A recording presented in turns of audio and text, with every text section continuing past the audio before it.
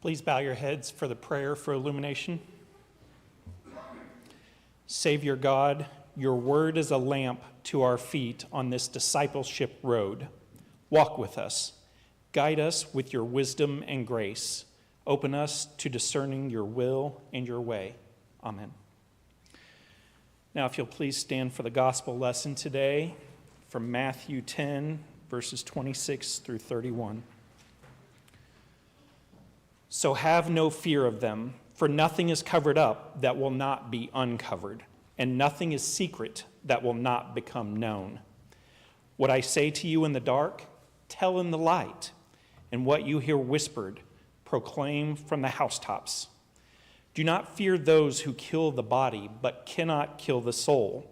Rather, fear those who can destroy both soul and body. Are not 2 sparrows sold for a penny? Yet not one of them will fall to the ground apart from your Father. And even the hairs on your head are all counted. So do not be afraid. You are of more value than many sparrows. That is the gospel. There ends the gospel lesson. You may be seated. Before we get to the Hebrew lesson, I want us to chat a bit about Hagar. Who was Hagar? What comes to your mind? Now, this is a real question. I'm going to have you raise your hands on this one. For how many of you, when I say Hagar, do you have a positive impression? How many of you have a negative impression? Okay. Thank you all for playing. And I'm going to assume that the rest of you have no impression, but and that's real too. I mean, some people just go, I have no idea who you're talking about. In fact, Jenny was in the Red Room a few weeks ago, and she was waiting for me, and she found this book in the Red Room entitled All the Women of the Bible. I had never seen it, so when I was working on this sermon, I thought, well, I'll just go see what they have to say about Hagar. Well, let me tell you, she does not get a chapter. Hagar gets one sentence in this book, and it's negative. Though she bore Abraham's first son, Hagar could not destroy the love of Abraham and Sarah. What the heck? What does that even mean? Where do people come up with these things? And they get published. Now again, we're going to get to that Hebrew lesson, but it's going to take a minute. Did any of you think about Islam when I mentioned Hagar? A few of you, okay. Hagar is alluded to, but she is not named in the Quran. Even though she's probably the most important woman in Islam, she is not named. Sarah is not named in the Quran either. And I have to tell you, I was at a community event this week where, you know, it's kind of popular to talk about how oppressive Christianity is. That's kind of happening a lot these days. So I was in a setting where that was happening. And I just had to point out, you know, I teach other religions, and Islam and Judaism and Buddhism and Hinduism, they all come out of patriarchy. So Christianity doesn't really have the corner on that market. And this text comes, first of all, out of Judaism. Hagar is revered in Islam. She is seen as the matriarch of monotheism, which is foundational in Islam.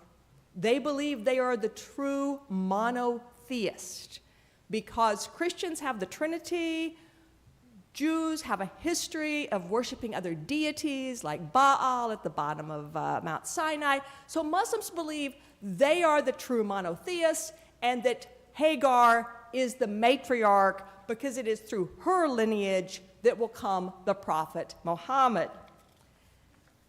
Hagar was buried along with Ishmael, according to Islamic tradition, in the mosque that surrounds the Kaaba, where the pilgrimage, the Hajj, is taken every year in Islam. Dr. Rifat Hassan, who was my Muslim professor in grad school, would write about Hagar. She lived a full life, and by the grace of God, we are all her children. Now, do you see that's a very positive interpretation of Hagar? Now, I've preached this text only one time in my entire ministerial career. It needs a series, which is why I'm doing so much background work today. During the pandemic, I preached on Hagar when I was preaching the series on liberation theology and how several Black American feminists have written about Hagar, comparing her to the stories of African American women during slavery. But my take this morning is neither Islamic nor liberationist. My question is, what do Abraham and Sarah and Hagar have to do with our 21st century world? Abraham, Hagar, and Ishmael are the ancestors of the Arab nations. Abraham, Sarah, and Isaac are the foundation of the covenant with the Jews and the Christians. Hagar is African. She is from Egypt. She was owned by Sarah before Sarah and Abraham married. So Sarah brings Hagar into the marriage as property that she owned from her family before. Now, before the lectionary text begins today, we're way into Genesis. So I want to remind you, Sarah and Abraham cannot conceive, so it's Sarah that asks Abraham to impregnate Hagar, her slave. And Hagar has absolutely no say over what is done to her body by her masters. Again, make the connection, you can see how the liberationists make the connection, to the 1800s, when white slave owners in our country violated the bodies of their slaves. And the white wives went along with it because they believed that ultimately it would produce more slaves for their future. I have no idea where the negative interpretation of Hagar comes from because it is not in the text. It never says that she somehow thought of herself as better than Sarah. Oh my goodness, that is pure conjecture.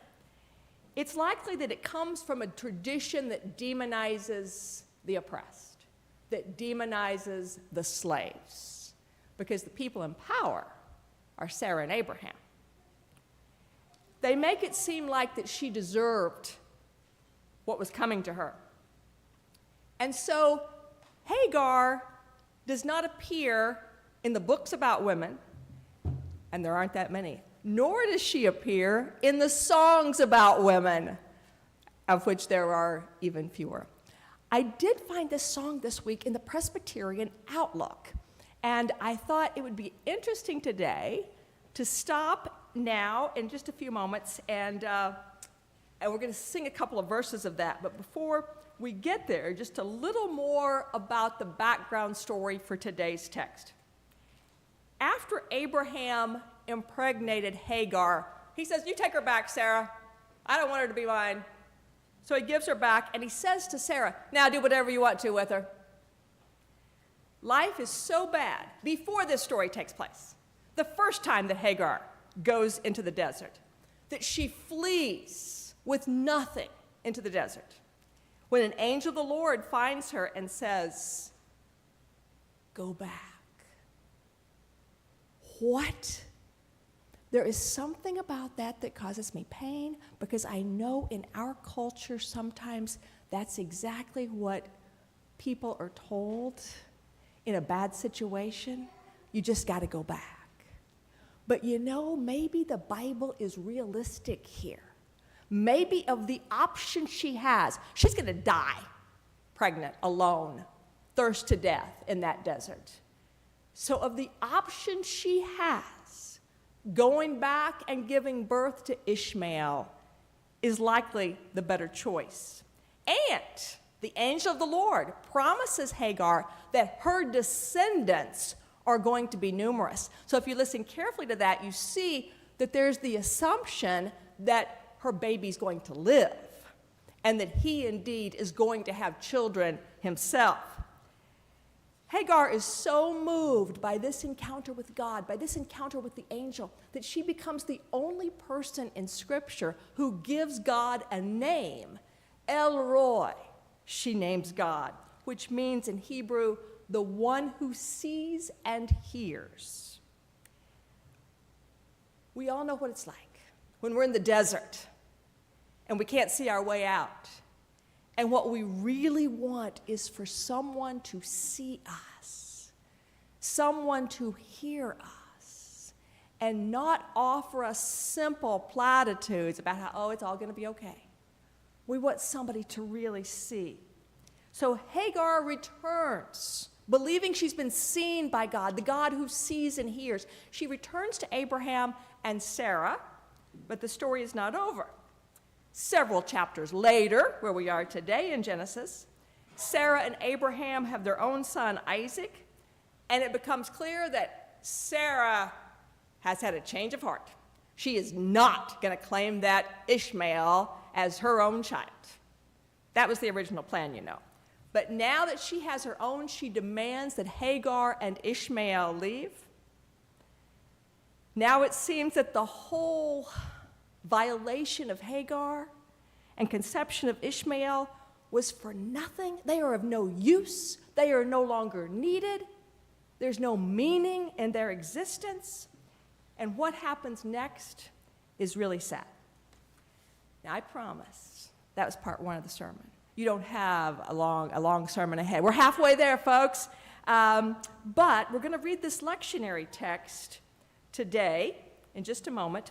And then we're going to sing 2 verses of God of the Women, which ends with verse 3 about the death of Jesus. And when you read that, when you sing that part, I want you to think about the suffering Jesus, the God who suffered with us, and what a difference that makes whenever we are in our own deserts. So if you would now hang on to that and turn to the front page of your bulletin, and we will read together the lectionary text. Genesis 21, 8 through 21, which follows everything that we've talked about. The child grew and was weaned, and Abraham made a great feast when Isaac was weaned, but Sarah saw the son of Hagar the Egyptian, whom she had borne to Abraham, playing with her son Isaac. So she said to Abraham, "Cast out this slave woman with her son, for the son of this slave woman shall not inherit along with my son Isaac." The matter was very distressing to Abraham on account of his son Ishmael.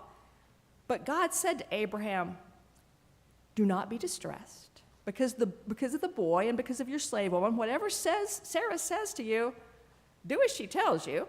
For it is through Isaac that offspring shall be named for you. As for the son of the slave woman, I will make a great nation of him also."